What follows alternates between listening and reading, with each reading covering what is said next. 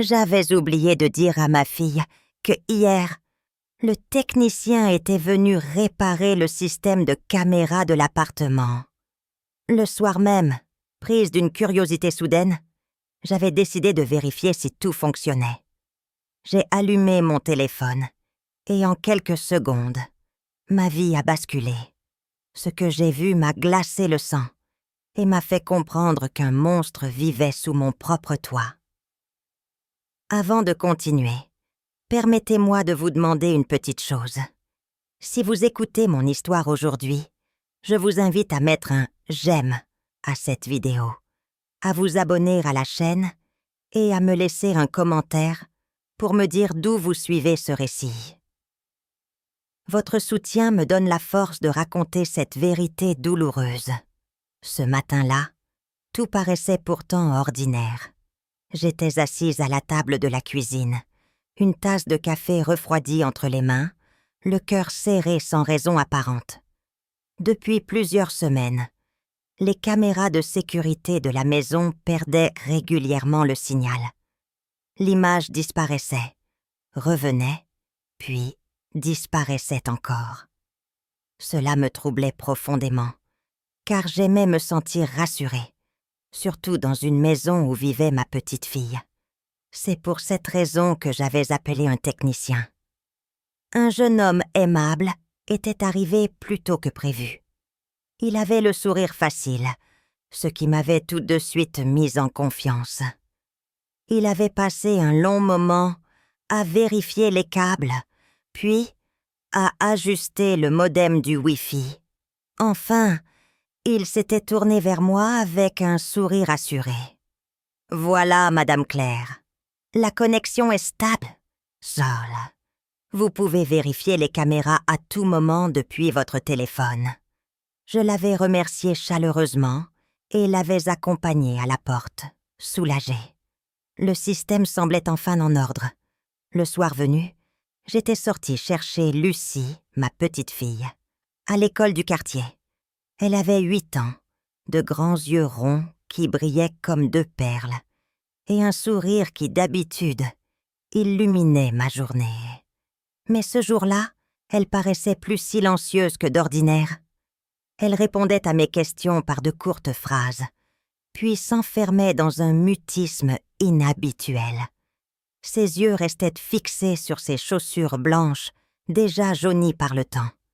Je m'étais dit qu'elle avait dû passer une journée difficile en classe, et je n'avais pas voulu insister. Mais une inquiétude sourde me rongeait déjà. En rentrant à la maison, nous avions croisé Richard, le compagnon de ma fille Élise. Il vivait avec nous depuis quelques mois seulement. Toujours impeccable, il savait se montrer aimable, attentif, offrant de petits cadeaux qui semblaient attendrir tout le monde. Ce soir-là, il tenait à la main une boîte de biscuits au beurre, les préférés de Lucie. Il s'était accroupi pour les lui tendre. La voix douce était mielleuse. Pour ma petite princesse. Lucie avait esquissé un sourire timide, pris la boîte et l'avait serrée contre son cœur sans l'ouvrir, contrairement à son habitude. Au lieu de se jeter sur les biscuits avec joie, elle était partie s'asseoir dans un coin, silencieuse, son regard fuyant. Le dîner s'était déroulé comme à l'accoutumée. Élise, ma fille, s'activait en cuisine et nous appelait pour mettre la table. Richard racontait des anecdotes, essayant de détendre l'atmosphère. Mais Lucie restait courbée sur son assiette, le visage baissé. Quand je lui avais demandé si quelque chose de drôle s'était passé à l'école, elle avait secoué la tête sans dire un mot. Élise, d'un ton sec, m'avait lancé. « Maman, arrête de la surprotéger.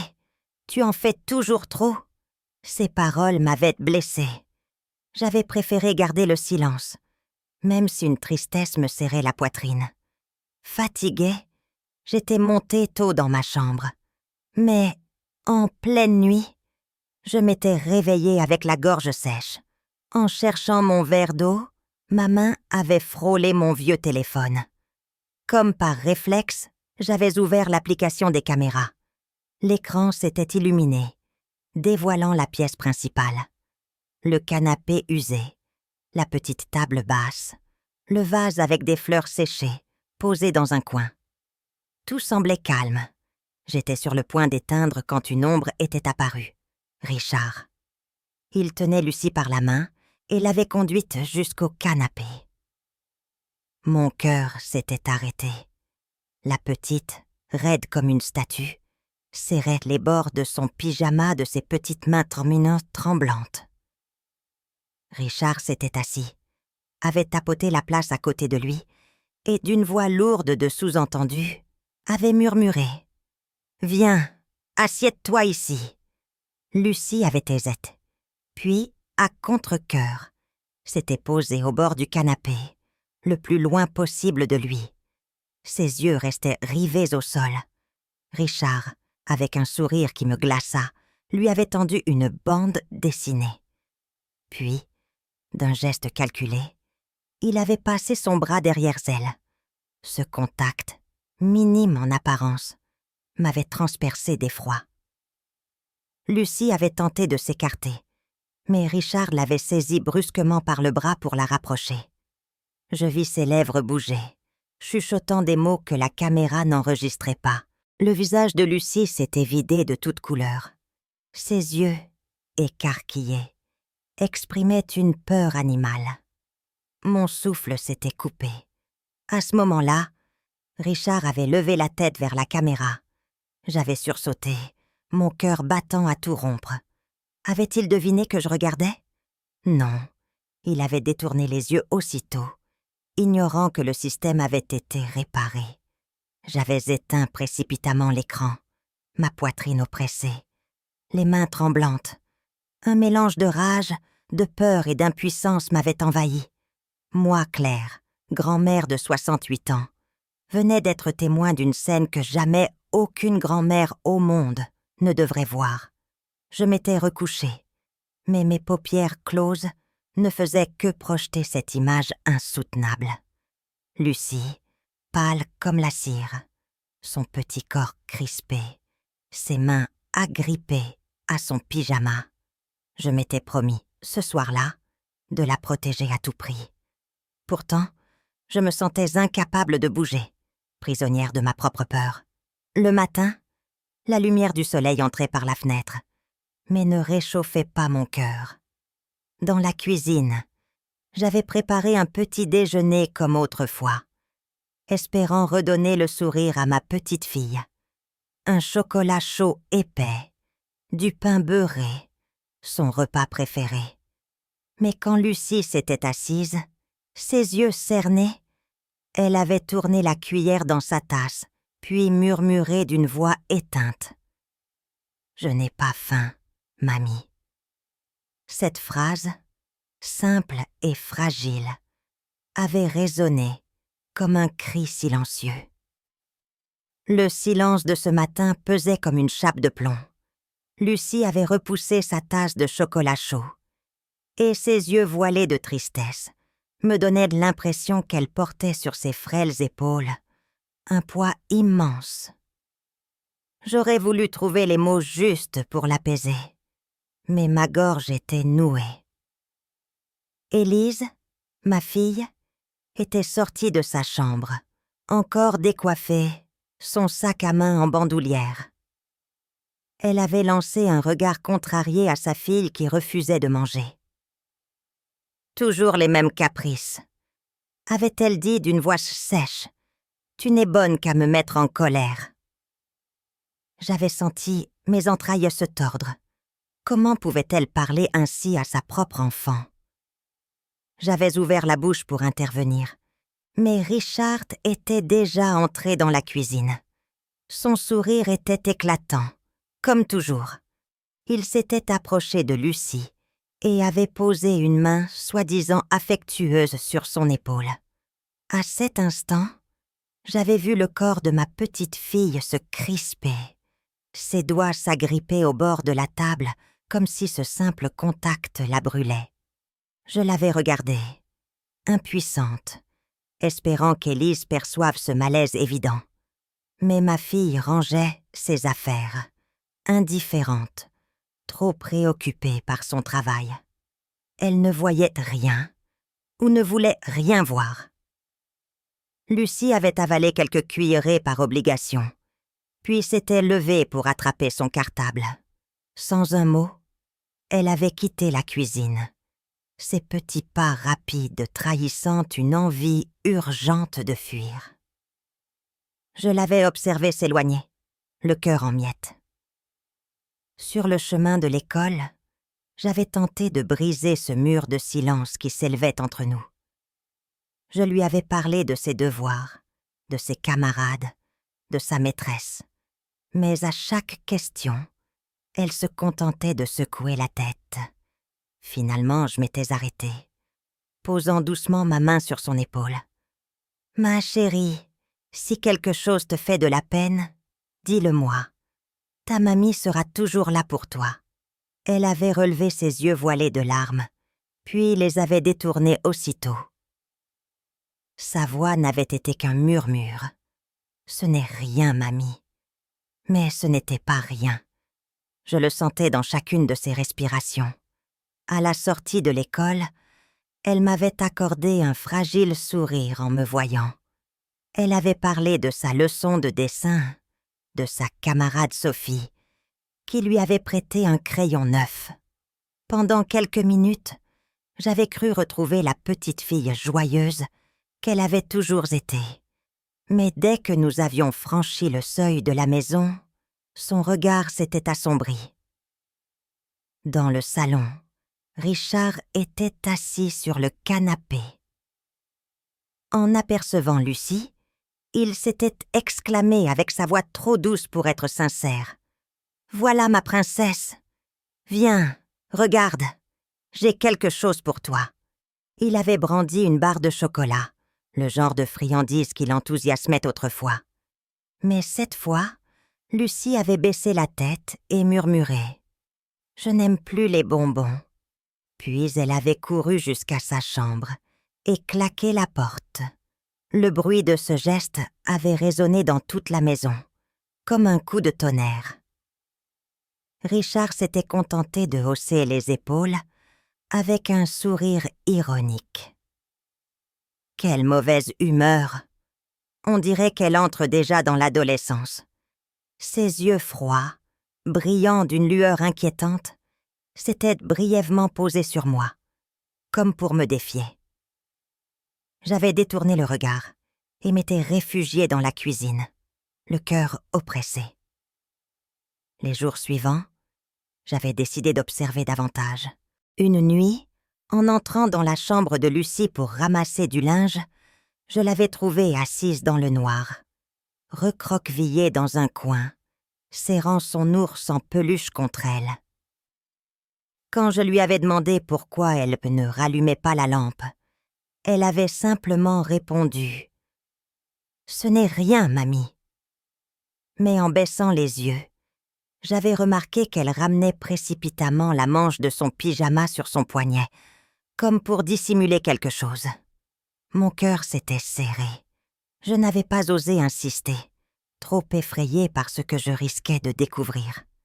Je m'étais assise près d'elle, caressant ses cheveux avec tendresse. « Tu sais combien je t'aime, n'est-ce pas? Si quelque chose t'effraie, parle-moi, je te protégerai toujours. » Lucie avait hoché la tête, mais son regard restait pâle et fixé au sol, prisonnier d'un secret trop lourd. Les nuits suivantes, ses cauchemars s'étaient multipliés. Je l'entendais gémir dans son sommeil, supplier dans des murmures brisés. « Non, s'il te plaît, non !» J'accourais, l'enveloppais dans mes bras, lui promettant que j'étais là. Son petit corps tremblait contre moi, et ses larmes mouillaient mon chemisier. Pendant ce temps, Richard poursuivait son rôle de parfait compagnon.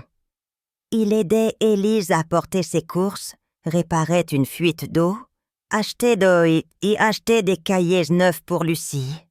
Aux yeux du quartier, il était l'homme idéal. Mais moi, je voyais les regards qu'il lançait à ma petite fille quand il croyait que personne ne le remarquait. Ces regards glacials, affamés, qui me donnaient envie de hurler.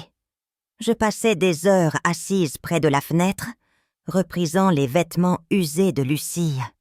Chaque point d'aiguille était comme une blessure dans mon cœur, un rappel des jours où la maison résonnait de rire, bien avant l'arrivée de Richard. Je me souvenais encore des années heureuses, quand Élise était mariée à Antoine. C'était un homme bon, discret mais généreux, qui adorait sa fille. Chaque soir, il portait Lucie sur ses épaules en rentrant du travail, et leurs éclats de rire emplissaient le quartier. Elle réclamait une glace à la fraise, et il lui répondait en plaisantant qu'il allait devoir planter un champ entier de fraises, rien que pour elle. Mais ce bonheur s'était brisé le jour où la police était venue arrêter Antoine, accusé d'un délit qu'il jurait ne pas avoir commis. Lucie n'avait que 5 ans. Elle s'était accrochée à ma jupe en pleurant. « Mamie, pourquoi emmène-t-il papa ?» Je lui avais menti, la gorge serrée. « Il part travailler loin, ma chérie. Il reviendra vite. » Depuis ce jour, le rire avait déserté la maison. Élise s'était enfermée dans sa rancune, rejetant souvent sa propre fille, comme si elle était la cause de son malheur. Les années avaient creusé un fossé entre elles. Quand Richard était apparu dans nos vies, j'avais voulu croire que c'était une bénédiction. Élise rayonnait Tchkou à nouveau, croyant avoir trouvé l'homme qui la sauverait. J'avais accueilli Richard, pensant qu'il apporterait enfin la paix. Mais ce que j'avais vu sur l'écran des caméras m'avait révélé un tout autre visage, celui d'un prédateur. Ce soir-là, Élise préparait le dîner. J'étais restée plantée sur le pas de la cuisine, serrant un mouchoir dans ma main, rassemblant tout mon courage. Je ne pouvais plus me taire. J'avais respiré profondément et, d'une voix tremblante mais ferme, j'avais dit « Élise, il faut que je te parle. » J'ai remarqué des gestes de Richard envers Lucie qui ne sont pas normaux. Le silence était tombé, lourd, oppressant. Le couteau s'était figé dans la main de ma fille. Elle s'était retournée vers moi, les yeux enflammés. « Tu recommences, maman? Tu inventes encore des histoires? Lucie s'imagine des choses. Voilà tout. » J'avais senti un goût amer dans ma bouche. J'avais voulu sortir mon téléphone pour lui montrer la vidéo. Mais à ce moment-là, Richard était entré, un sac de course à la main, affichant son sourire habituel. Élise, furieuse, s'était précipitée vers lui. « Maman raconte des absurdités sur toi, Richard. » Il avait écarquillé les yeux, jouant la comédie de l'homme outragé. « Comment pouvez-vous penser ça de moi, Madame Claire? Moi qui ai tout fait pour cette famille. » Puis il avait baissé la tête, feignant l'émotion. Élise l'avait pris dans ses bras, le consolant.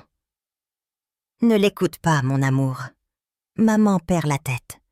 Moi, je sais que tu es un homme bien. » Derrière elle, Richard m'avait lancé un sourire glacé, presque imperceptible, un sourire de triomphe. Je m'étais sentie trahie par ma propre fille.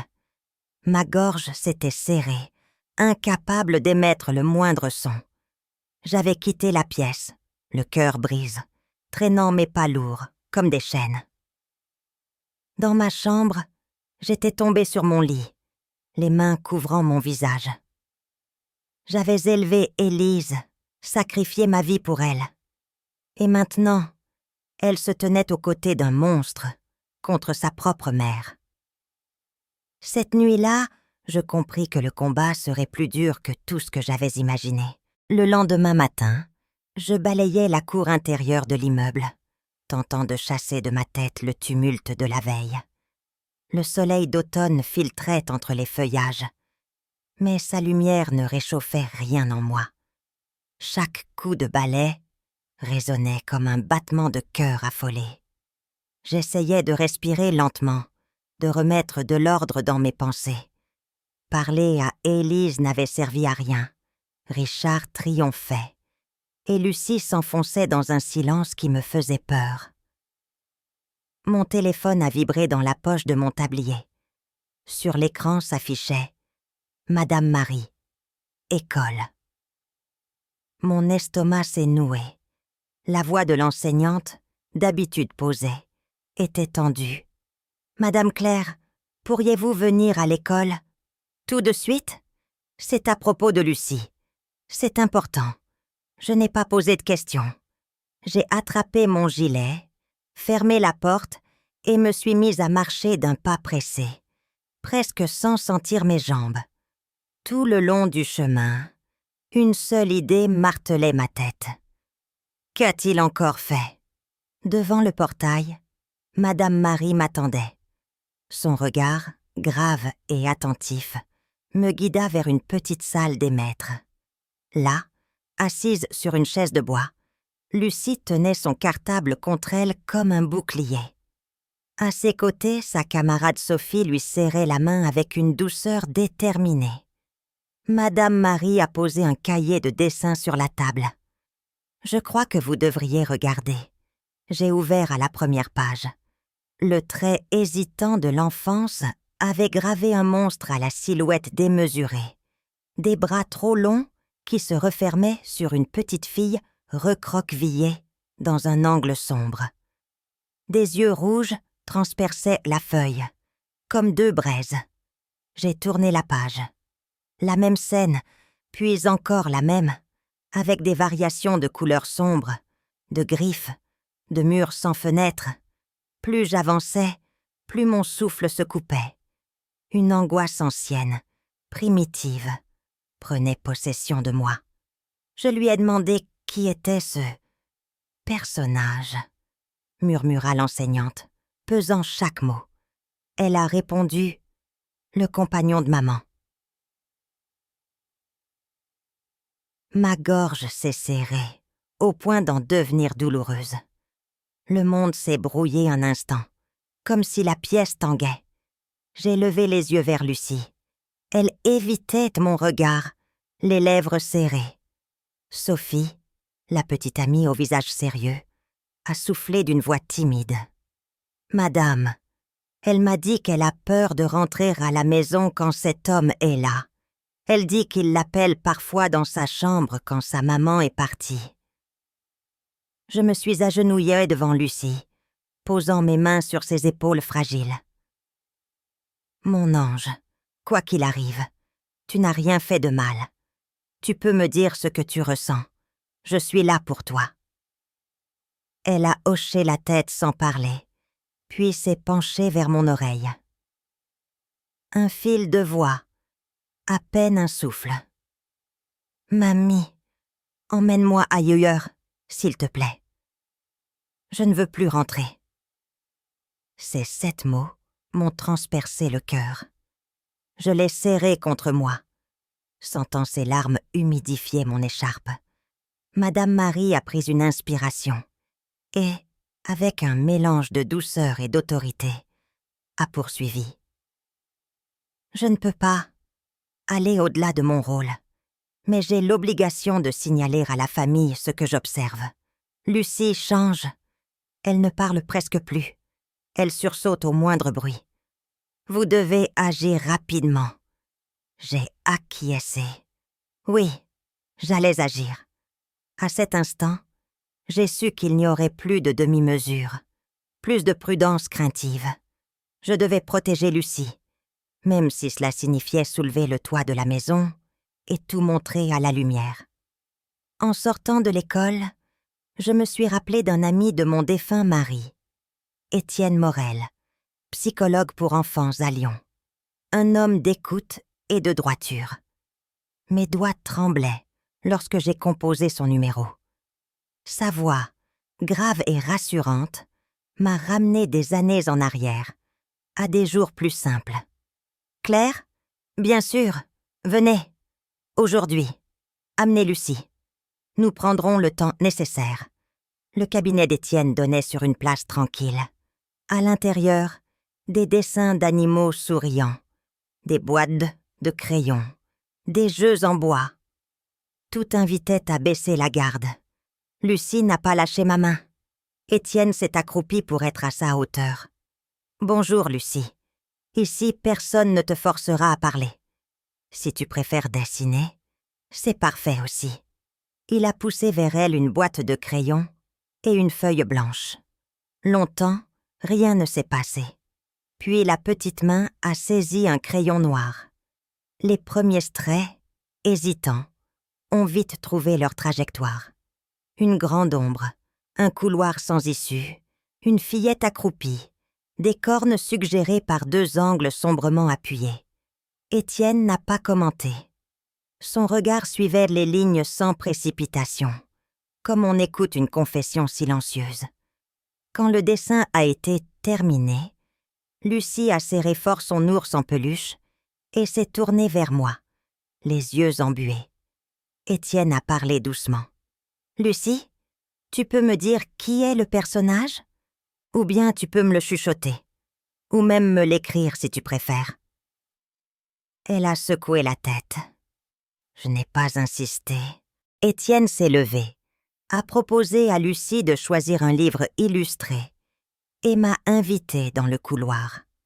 « Votre petite fille présente des signes évidents de traumatisme, » a-t-il dit sans chercher à atténuer. Retrait, hypervigilance, cauchemar, dessin récurrent de menaces. Le danger est psychique, peut-être physique. Vous devez la soustraire immédiatement à la présence de cet homme. Plus une seule minute seule avec lui. Je peux rédiger un rapport clinique détaillé. Mais avez-vous quelque chose de concret ? J'ai senti que le poids de mon téléphone dans ma poche comme une pierre brûlante. J'ai une vidéo. Les caméras ont filmé un geste. Sa manière de l'attraper, de la contraindre. On ne voit pas l'irréparable, mais on voit la peur. On la voit entière dans les yeux de l'enfant. « C'est déjà une pièce forte, » a répondu Étienne. « Conservez-la en l'état, dupliquez-la, notez la date et l'heure exacte. Ajoutez les dessins.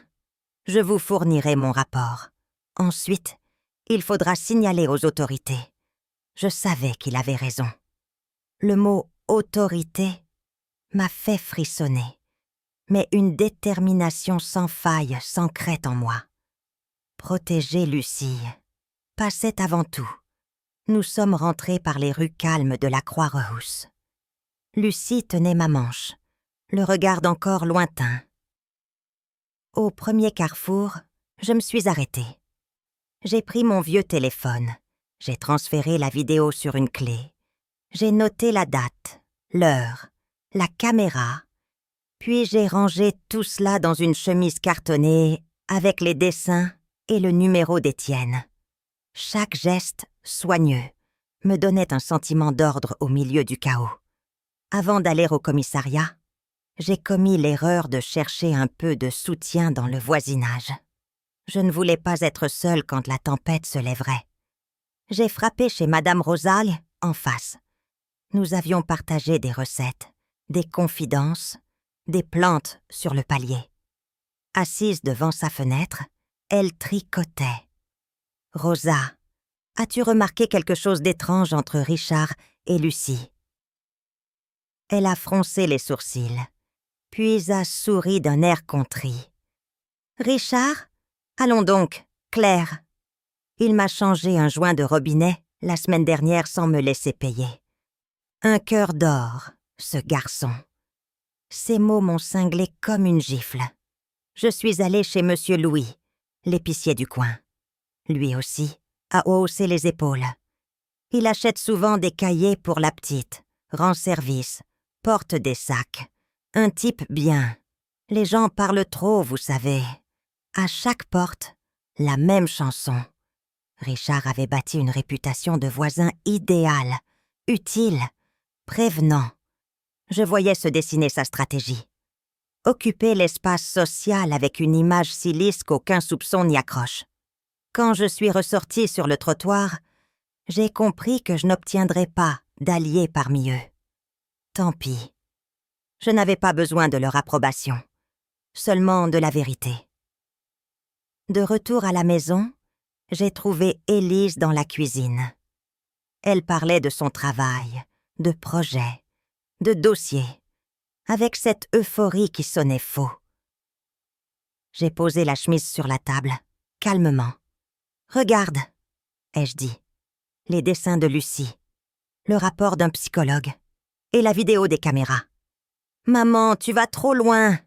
a-t-elle crié en repoussant la chemise. « Tu veux détruire l'homme qui m'a aidé à me relever. Je veux protéger ta fille, Élise. » Elle m'a défié du regard, puis a quitté la pièce en claquant la porte. Je suis restée quelques secondes immobile, afin que la colère ne m'emporte pas. Puis, j'ai pris mon manteau, j'ai appelé Lucie, et nous sommes sortis. Au commissariat, un jeune officier m'a reçu. Il s'appelait Jiménez, mais avait grandi à Lyon. Son accent n'était plus que l'ombre d'un lointain héritage. Il a écouté sans m'interrompre, a visionné la vidéo, a photographié les dessins, a noté les éléments d'identification. « Madame, nous allons ouvrir une enquête. Conservez votre téléphone en l'état. Ne supprimez rien. Si l'enfant est en danger, nous interviendrons rapidement. » En ressortant, Lucie a glissé sa petite main dans la mienne. « On rentre, mamie ? » ?»« Pas tout de suite, ma chérie. Nous allons chez Madame Rosa pour la nuit. Juste pour ce soir. Je ne voulais prendre aucun risque. Je sentais le sol bouger sous mes pas, comme si une faille te préparait à s'ouvrir. Le soir tombait sur les toits de Lyon, bleu profond mêlé d'or. Les fenêtres s'allumaient une à une. Dans Soiretteville qui continuait à vivre, notre drame prenait forme, précis, irréversible. Dans la chambre d'amis chez Rosa, Lucie s'est endormie épuisée, l'ours serré contre elle. Je me suis assise au bord du lit et j'ai regardé son visage apaisé. Malgré tout, sa respiration restait irrégulière, comme si son corps guettait encore un danger invisible. J'ai posé ma main sur ses cheveux. « Je suis là, » ai-je murmuré. « Je ne bouge plus. Cette nuit-là, je n'ai presque pas dormi. J'ai entendu, au fond de moi, la rumeur de la tempête qui arrivait. J'avais peur, bien sûr, de Richard, de sa colère, de ses mensonges, d'Élise, surtout, et de la folie qui l'aveuglait. Mais au milieu de cette peur, une force neuve s'était levée, claire comme une lame. Je ne reculerai plus. À l'aube, j'ai ouvert les rideaux. Sur les pentes, Lyon se réveillait doucement. Je me suis tournée vers Lucie. Elle dormait encore. Je me suis promis à voix basse. Aujourd'hui, la lumière entrera partout, dans chaque recoin, et ce qui se cache derrière les sourires polis n'aura plus de refuge. Je ne savais pas encore de quel côté la ville se rangerait, ni quelle perte m'attendait. Mais j'avais désormais un chemin, et je l'emprunterai jusqu'au bout, pour Lucie, pour que ses dessins retrouvent des soleils, des fleurs, des maisons avec des fenêtres ouvertes, pour qu'au bout du corridor sans issue, une porte s'ouvre enfin. L'aube avait dissipé les ombres de la nuit, mais pas celles qui s'accrochaient à mon cœur. Dans la petite chambre prêtée par Rosa, je regardais Lucie dormir, son ours de peluche serré contre elle. Son visage paisible me donnait une illusion de répit. Pourtant, je savais que la bataille ne faisait que commencer. La veille, j'avais franchi une ligne irréversible en allant au commissariat. À présent, il n'y avait plus de retour possible. Je m'étais préparé tôt, prenant soin de rassembler dans mon vieux sac les documents que j'avais ordonnés. La vidéo copiée sur une clé, les dessins sombres remplis de monstres, le rapport provisoire du docteur Étienne. Chaque pièce était une arme silencieuse contre Richard, mais aussi une protection fragile pour Lucie. Je la réveillai doucement. Elle ouvrit les yeux, hésitante, puis se blottit contre moi. « Mamie, on ne retourne pas à la maison, n'est-ce pas? »« T'espace ? » ?»« Non, mon ange, pas aujourd'hui. Nous allons quelque part où personne ne peut te faire de mal. Nous avons pris le bus en direction du centre-ville.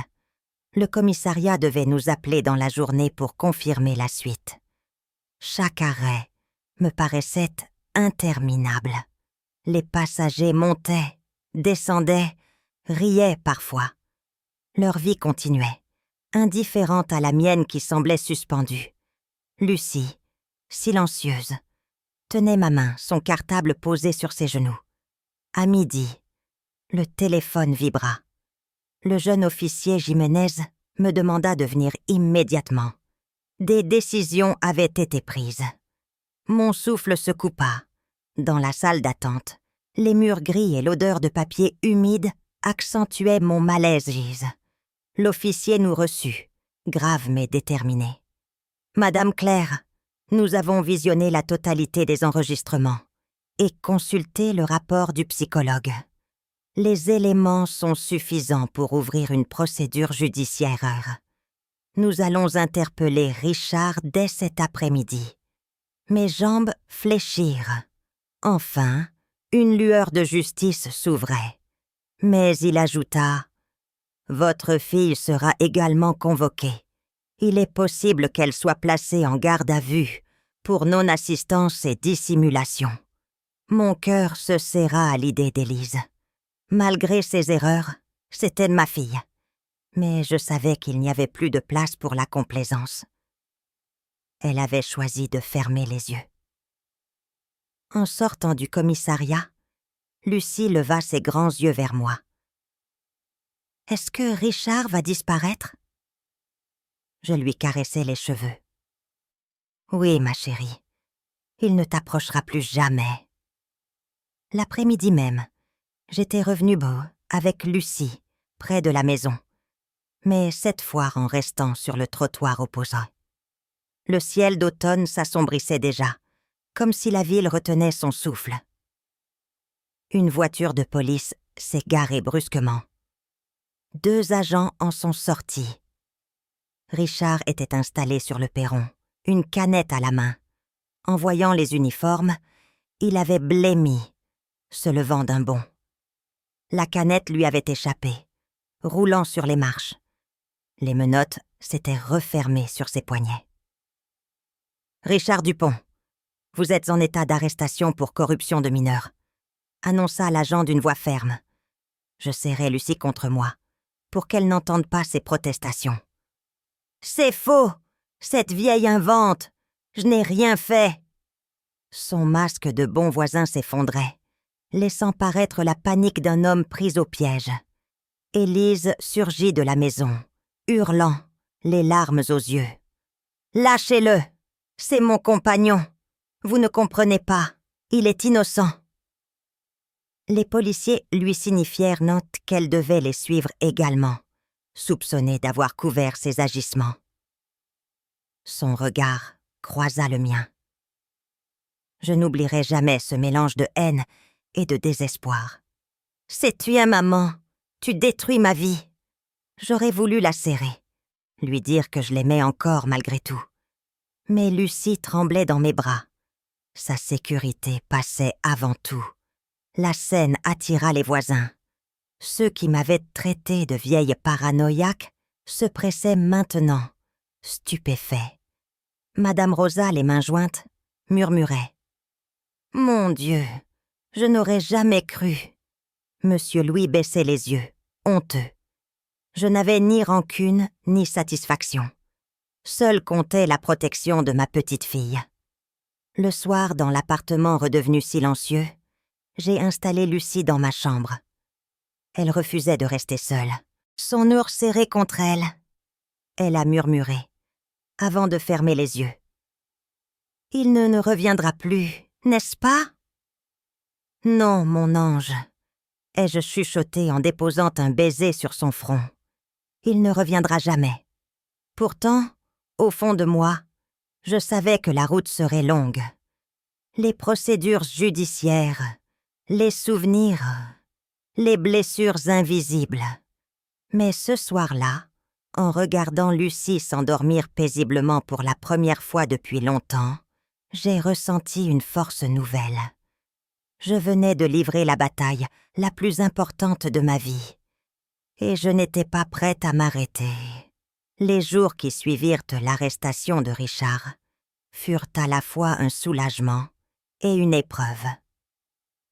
La maison, débarrassée de sa présence, semblait respirer de nouveau.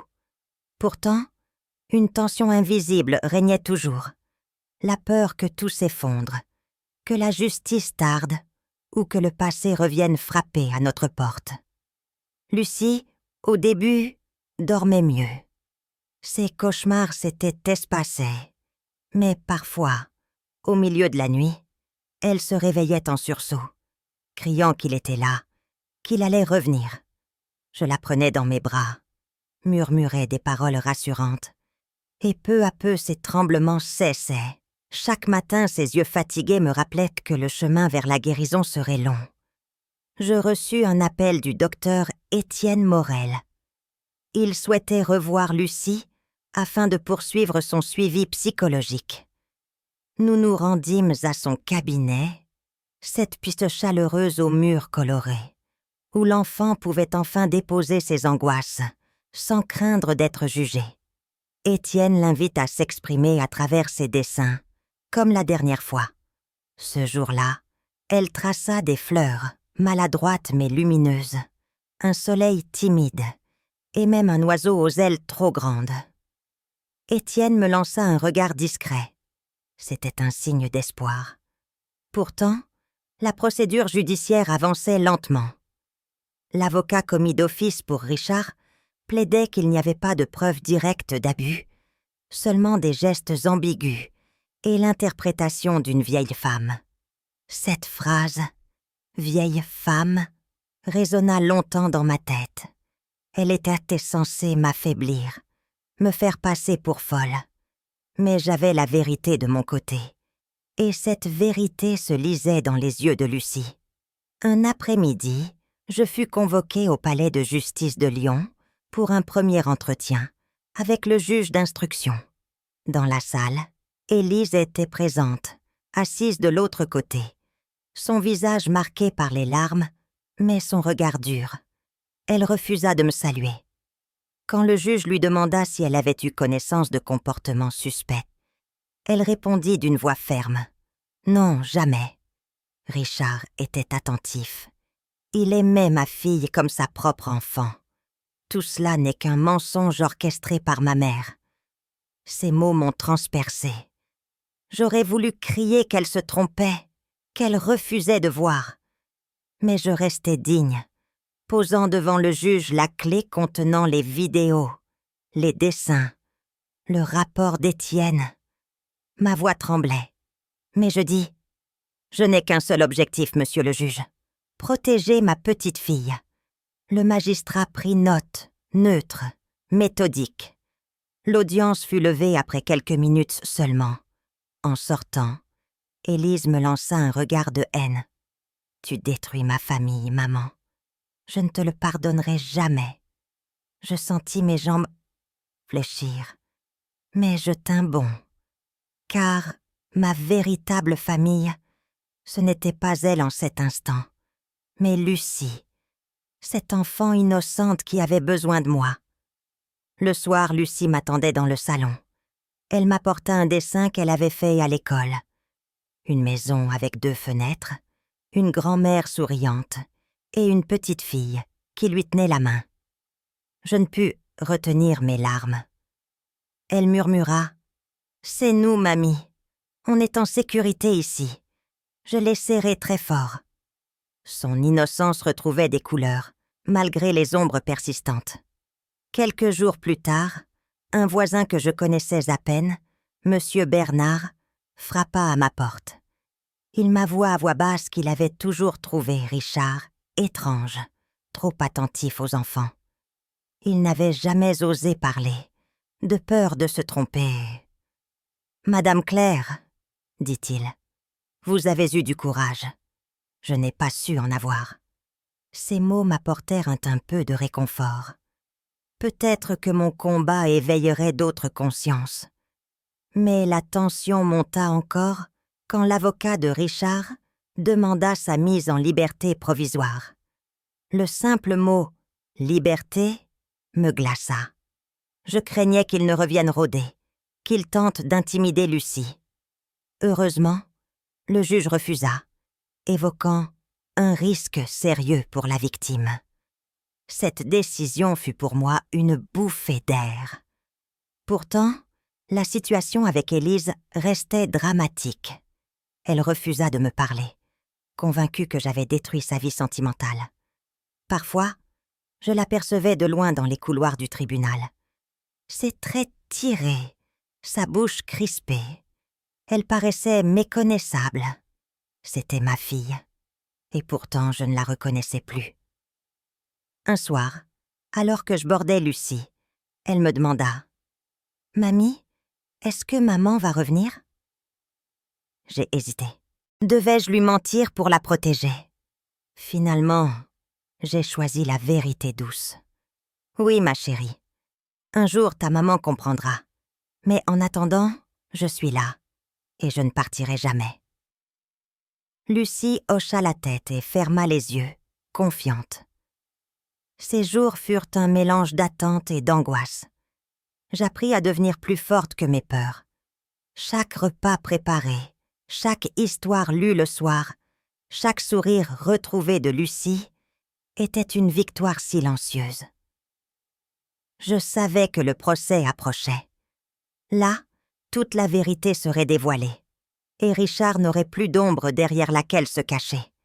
Je me suis juré de ne pas fléchir, parce que derrière moi, il y avait une enfant qui comptait sur ma voix, sur mes yeux, sur ma force. Et je ne pouvais pas la trahir. Le jour du procès, je me suis réveillée avant l'aube, le cœur battant trop vite pour mon âge. Dans le miroir, mon visage portait l'émoi d'insomnie, mais mes yeux ne fuyaient plus.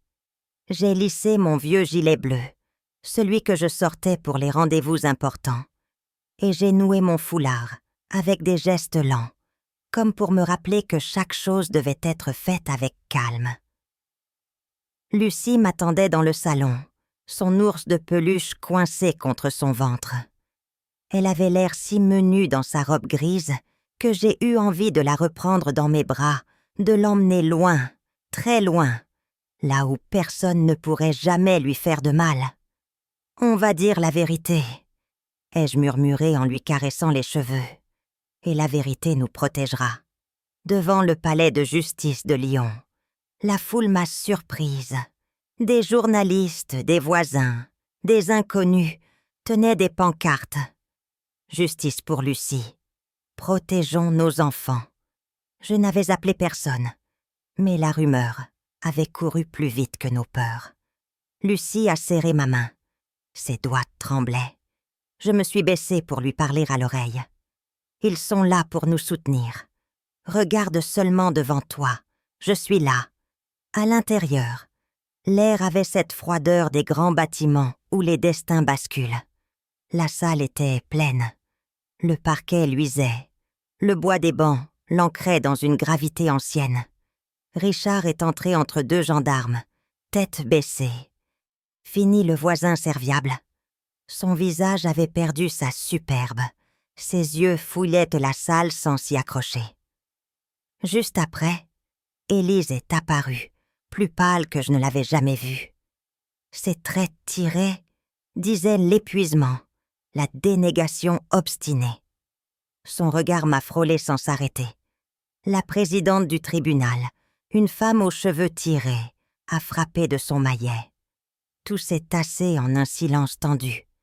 Le parquet s'est levé et a commencé d'une voix claire à dérouler les faits. La chronologie, les signalements, les dessins, la vidéo extraite des caméras, le rapport du docteur Étienne Morel. Les mots « emprise »,« intimidation »,« climat de peur » se sont mis à résonner sous la voûte comme des pierres tombant dans un puits. Quand la vidéo a été projetée sur l'écran, j'ai serré les dents. On y voyait le salon, le canapé, la lumière jaune d'une lampe, et puis Richard. Sa main sur le bras de l'enfant, sa façon de l'attirer à lui, ce sourire collé sur son visage comme un masque mal ajusté. On voyait surtout la peur nue dans les yeux de Lucie, cette façon de se raidir qui dit tout sans un son. Quelques personnes ont détourné la tête. Moi, je n'ai pas cligné des yeux. Je devais regarder. Je devais rester debout pour ma petite fille. L'avocat de Richard a essayé de s'accrocher à l'ombre d'un doute. Il a parlé d'images interprétables, d'une mamie inquiète qui verrait du danger partout, d'un geste malencontreux, amplifié par la rumeur. Il a demandé qu'on écoute le voisinage. Richard, toujours serviable, toujours présent. Il a répété « toujours », comme si l'habitude faisait la vertu. Le docteur Morel a été appelé. Sa voix n'a pas tremblé. Il a expliqué simplement les mécanismes du traumatisme chez l'enfant, la récurrence des motifs dans les dessins, la cohérence des symptômes. Repli, cauchemar, sursaut, refus d'entrer dans certaines pièces, hypersensibilité au contact. Il n'a pas dit de grands mots, il a posé des faits, calmement, et cela avait infiniment plus de poids que toutes les indignations simulées de la défense. Quand la présidente a demandé à Élise de s'exprimer, la salle a retenu son souffle. Ma fille s'est levée, les mains jointes, les yeux rougis. Sa voix était rauque. Richard est un homme bon. Il m'a soutenue quand plus personne ne croyait en moi. Jamais, jamais il n'aurait fait de mal à ma fille. La présidente a posé des questions précises. Avait-elle vu sa fille sursauter au contact de Richard? Avait-elle remarqué des changements d'humeur, des refus d'entrer dans le salon? Avait-elle entendu des pleurs nocturnes? À chaque fois, Élise a balbutié. Je travaille beaucoup. Je pensais que Lucie faisait des caprices. Je n'ai pas voulu dramatiser. Puis, dans un souffle, maman exagère souvent. Elle s'inquiète pour tout. J'ai fermé les yeux une seconde. Oui, je m'inquiète. Je m'inquiète de ce qui compte. Le ministère public a alors conclu. Le dossier n'était pas fait de rumeurs, mais d'indices concordants, de signes cliniques, d'un enregistrement authentifié par un expert. Il a rappelé que l'enfant, par ses moyens d'enfant, avait parlé. Ses dessins étaient une parole. Ses sursauts, une parole. Sa fuite, une parole. Et que l'adulte qui aurait dû l'écouter s'était bouché les oreilles. Lucie n'a pas été appelée à la barre. J'avais prié pour cela. La justice avait jugé que sa présence n'était pas nécessaire. Les preuves parlaient, elle est restée à mes côtés, sa petite main accrochant la manche de mon gilet. Parfois, elle posait la tête contre mon bras, comme pour puiser un peu de force. Je sentais ses respirations saccadées se calmer, par moments, au rythme de la mienne. Vint l'instant des derniers mots. L'avocat de Richard prononça une tirade sur la présomption d'innocence, sur les vies brisées par les erreurs judiciaires. Richard, lui, bredouilla qu'il s'aimait Lucie, comme sa propre fille, qu'il n'avait jamais eu de mauvaises intentions. Sa voix sonnait creuse, usée par tant de mensonges. La présidente s'absenta avec ses assesseurs. Le temps se dilata. Les bancs craquaient, les chuchotements s'éteignaient. On n'entendait plus que le froissement des robes des greffiers. J'ai couvert les doigts de Lucie de mes deux mains, comme on protège une flamme dans le vent. Quand les juges sont revenus, La salle s'est figée.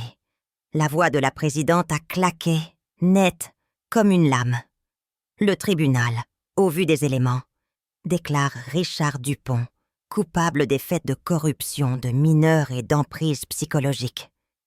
Il est condamné à 12 années d'emprisonnement, assorti d'une interdiction définitive d'exercer toute activité en lien avec des enfants. Un souffle a parcouru la salle. J'ai inspiré lentement, prudemment, comme si un poids quittait ma poitrine sans que je l'ose encore. La présidente a poursuivi. S'agissant d'Élise Martin, le tribunal la déclare coupable de dissimulation et de manquement à ses obligations parentales. Elle est condamnée à 3 années d'emprisonnement aménageable et à la déchéance de l'autorité parentale. Je n'ai pas pu m'empêcher de tourner la tête. Élise a vacillé.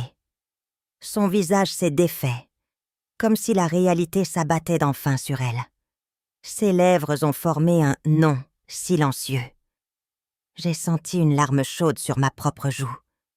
Pas de triomphe, non, mais de deuil. On ne gagne rien dans ces affaires-là. On sauve, tout au plus, ce qui peut encore l'être. À la sortie, la foule s'était regroupée. Des cris ont fusé, mélange de colère et de soulagement. Je n'ai voulu ni eux, ni slogan. J'ai serré l'outil contre moi, et j'ai dit simplement « C'est terminé, mon ange. Nous allons rentrer. » Dans la voiture, la petite s'est enfin autorisée à pleurer. Doucement, silencieusement. Comme on pleure après l'orage. Je l'ai laissé faire.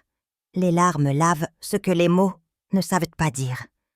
Les jours qui ont suivi ont ressemblé à un long dimanche. La maison s'est posée. J'ai rangé les pièces l'une après l'autre, aéré chaque recoin, comme pour chasser l'ombre qui flottait encore dans l'air. J'ai déplacé le canapé, changé les rideaux, mis une lampe plus claire dans le couloir. On ne refait pas une vie en déplaçant les meubles, je le sais, mais parfois la lumière aide le cœur à repartir. La première nuit après le verdict, Lucie s'est réveillée une seule fois. Elle m'a appelée. Je suis venue m'asseoir sur le bord du lit. « Reste », a-t-elle demandé. Je reste. Je lui ai parlé de choses simples. Le marché du samedi. Les jonquilles, qui reviennent toujours, même après un hiver long. Le chat de la voisine qui s'invite sur le rebord de notre fenêtre.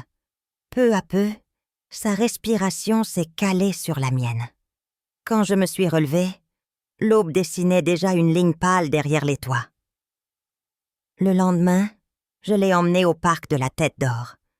Nous avons marché longtemps, sous les arbres, sans nous presser.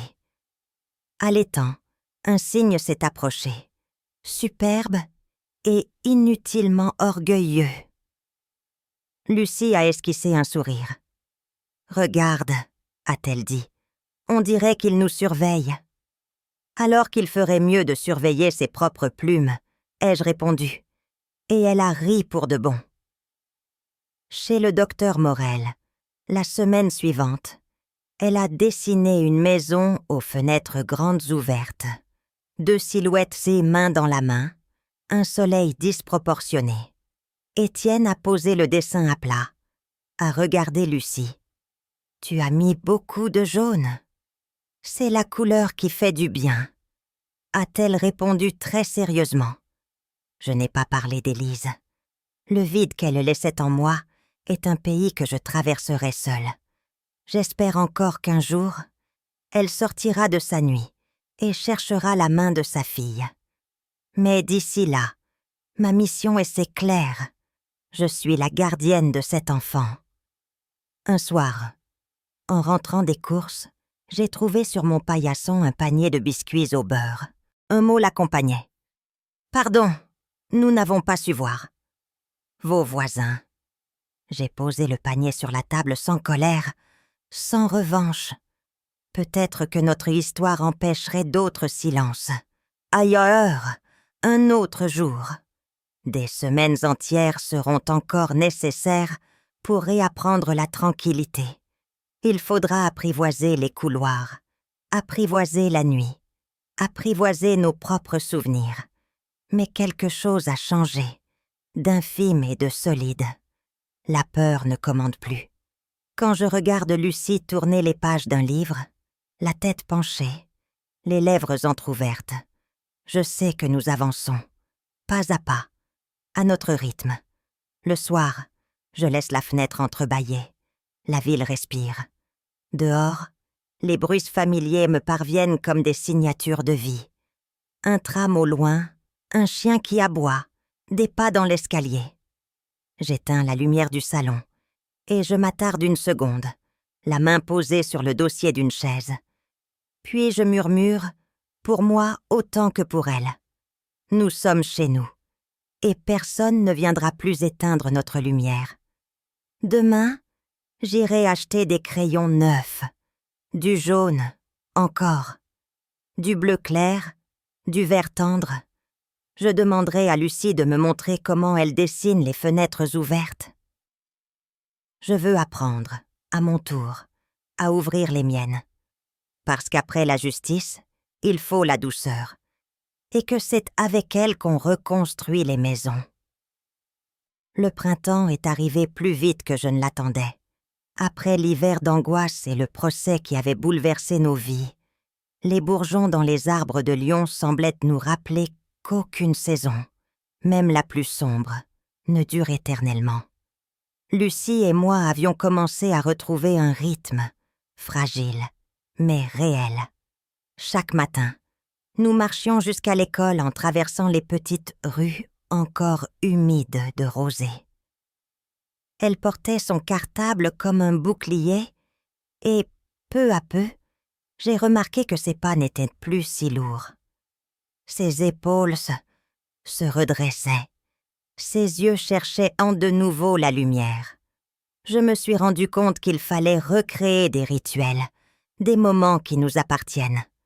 Le dimanche, je préparais des crêpes à la fleur d'oranger, celles qu'elle adorait quand elle était petite. Elle s'asseyait à la table, attendait que la pâte dore dans la poêle, et, pour la première fois depuis longtemps, elle tapotait la table du bout des doigts, impatiente. Ce geste, insignifiant pour les autres, m'a serré la gorge. C'était le signe que l'enfance revenait, que son cœur n'était pas tout à fait perdu. Mais les cicatrices étaient là. Certaines nuits, Lucie se réveillait encore en sursaut, appelant mon prénom d'une voix étranglée. Je me levais aussitôt, m'asseyais près d'elle et lui racontais des histoires simples, des souvenirs d'été en Provence, des images de champs de lavande et de cigales. Elle finissait par se calmer, ses doigts agrippés à mon bras jusqu'à ce que le sommeil la reprenne. Ces moments me brisaient l'âme, mais ils étaient aussi la preuve que la confiance se réinstallait. Elle savait que j'étais là, qu'elle n'était plus seule face à ses cauchemars. À l'école, les choses évoluaient aussi. La maîtresse m'a appelée un matin pour me dire que Lucie dessinait de nouveau des paysages clairs, des maisons colorées, des soleils disproportionnés. Ses camarades l'entouraient, comme pour la protéger. Ils avaient inventé un jeu.